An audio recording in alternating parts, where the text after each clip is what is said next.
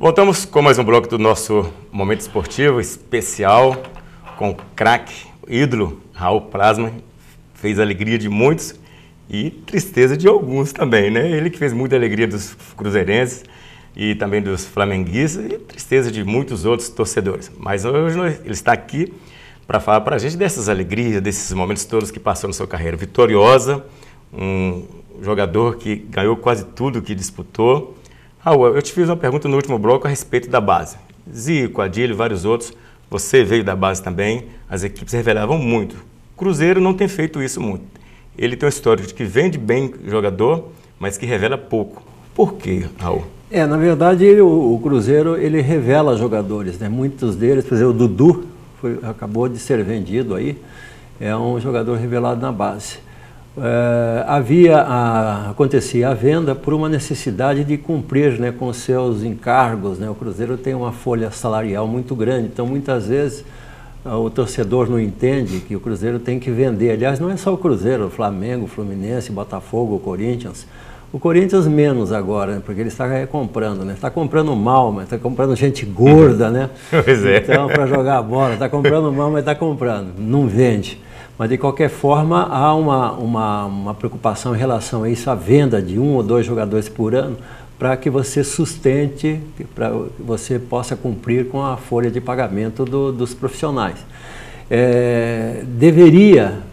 Deveriam os clubes ter uma folha de pagamento um pouco menor, né, para que eles pudessem sobreviver do próprio fruto do seu futebol, com as rendas, com os patrocínios, enfim, uma série de coisas. Mas os salários estão tão altos que só essas coisas não bastam. É preciso que você tenha um jogador vendido para a Europa, para qualquer outro continente, para poder saldar as dívidas, né? Mas a revelação ela acontece. Muitas vezes ela não é muito bem feita na passagem para o profissional, e muitos dos jogadores são vendidos e o torcedor nem sabe que foram vendidos. Sim. Porque já passam direto da categoria de base para a Europa.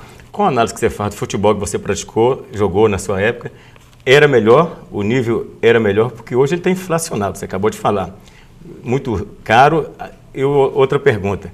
Hoje não precisa do torcedor para o clube se manter, porque as emissoras de televisão hoje compram os direitos, antecipam para os clubes. Se a torcida não for em campo, não faz diferença nenhuma. O que você fala a respeito disso? É verdade, o futebol ele sofreu uma transformação muito grande, né? E ela é bem clara, no sentido do campo, apresentações, você vê. Hoje você tem o atleta jogando futebol.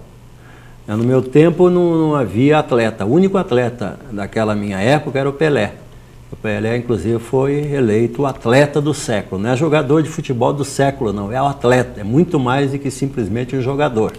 Um atleta, na sua concepção mais pura, né? O Pelé era um jogador que ele era veloz, ele batia com as 2 pernas, cabeceava, saltava rápido, enfim, ele é perfeito. Por isso que ele foi o Pelé. Você tem um Maradona, um Messi, um Ronaldo. Pode se comparar ao Pelé?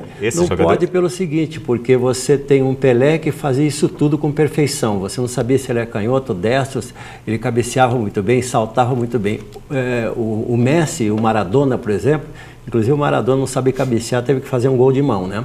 Ele não sabe cabecear. Então, os meninos dizem assim, poxa, mas o Messi joga uma barbaridade e não cabeceia, então não é preciso. Eu falei assim, olha, se o Messi cabeceasse, ele poderia ser comparado ao Pelé. Como ele não cabeceia, não dá nem para fazer comparação, porque o Pelé era perfeito, o Messi não. O Neymar, o que você faz? Bons jogadores, são bons jogadores. Eu joguei craque ou é bom jogador? Ele é craque, ele é craque. Eu joguei com jogadores do nível do Neymar, mais ou menos uns 30, iguais ao Neymar, sem esse alarde todo. É que quando a maré baixa, algumas pedras emergem, né? Então parece que, né, está aparecendo porque a maré baixou. Então quando o nível baixa, né, você tem o aparecimento de algumas peças. Não é o caso do Neymar, que o Neymar realmente é um craque.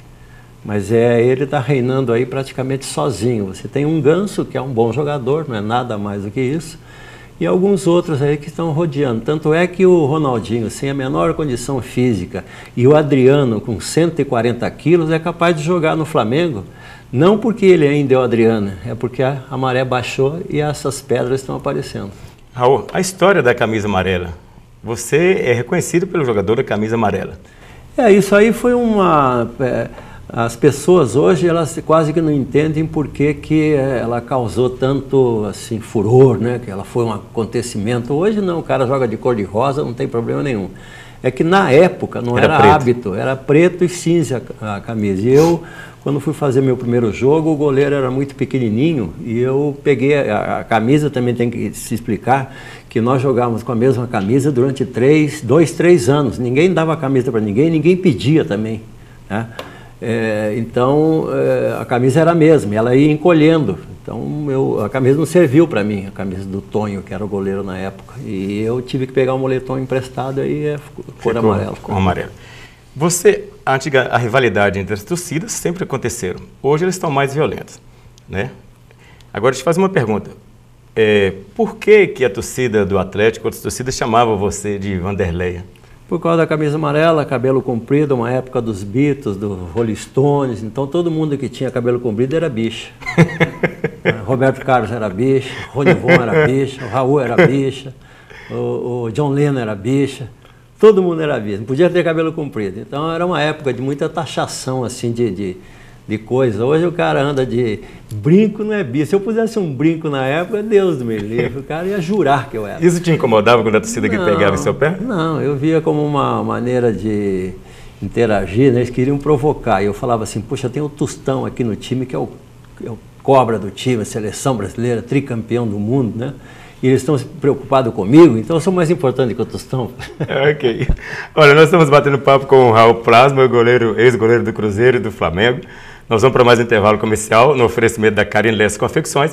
Daqui a pouco a gente volta para bater esse papo legal com ele. Sai daí não, já a gente volta.